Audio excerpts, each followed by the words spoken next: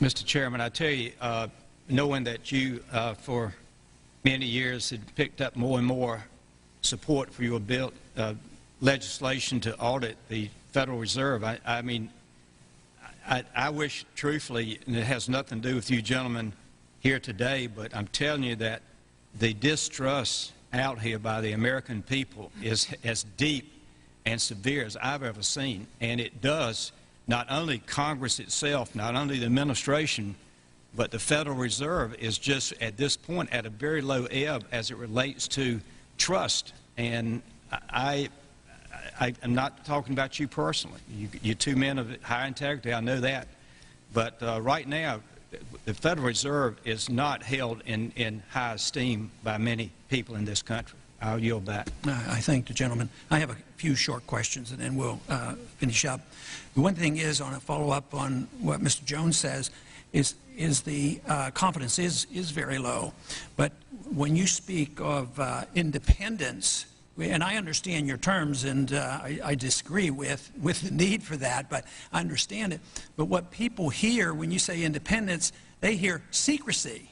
You know, you're going to keep it from us. And like the point I made at the beginning, the SEC is to pressure companies to reveal information, where the Federal Reserve does the opposite.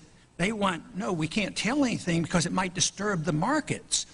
But I do have one question. During the crisis, or any time that you're aware of, has the Federal Reserve or Treasury participated in any gold swaps arrangements?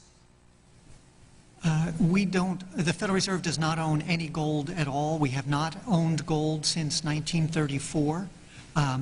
So we have not engaged in any gold swaps. But it appears on your balance sheet that you hold gold. What appears on our balance sheet is gold certificates. When we turned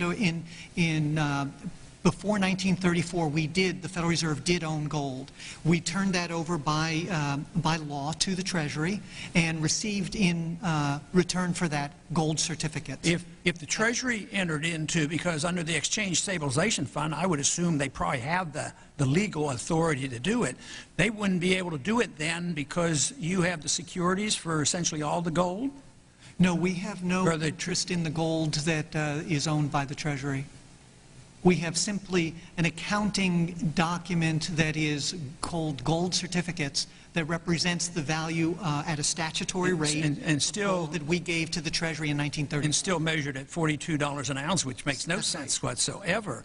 But, you know, the conventional wisdom today says that gold is really not money. We don't want it to be money. I mean, if you're for the gold standard, there's something wrong with you.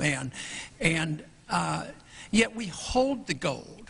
And, you know, there have been suggestions made, and I've sort of, you know, encouraged the suggestion. You know, if gold is not money and it's an asset and you don't even use it because it's on your balance sheets and you don't even use it at the real value, would you have a position on this? Why shouldn't the Treasury just sell the gold, give it back to the people? The people had it at one time. Let the people have it. Would you have any objection to that? Would you advise us and say, no, that's not good. We ought to hold the gold.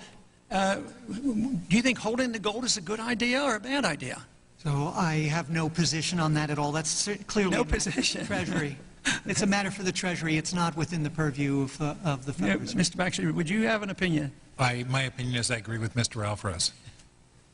No position.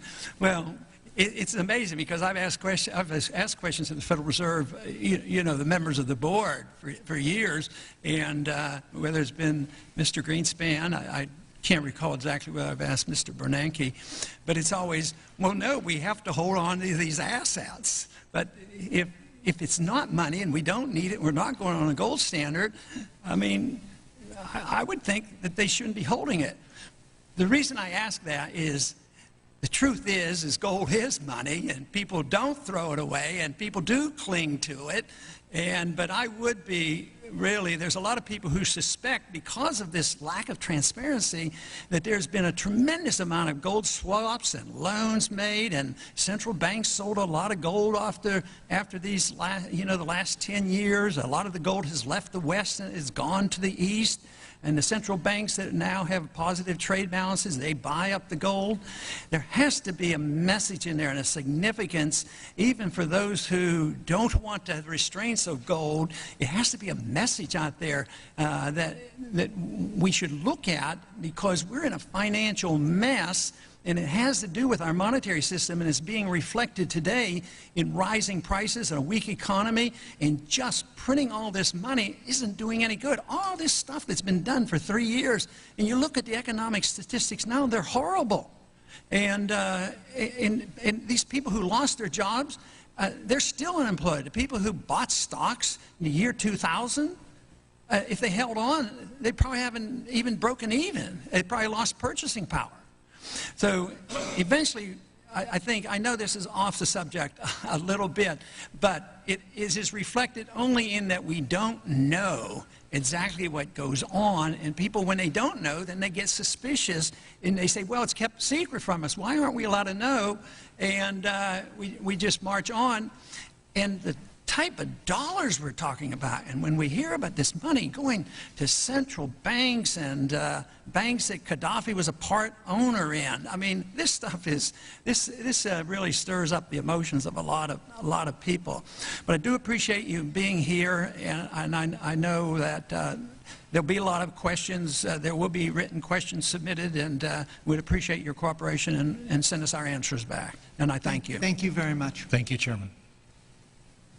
This hearing is adjourned.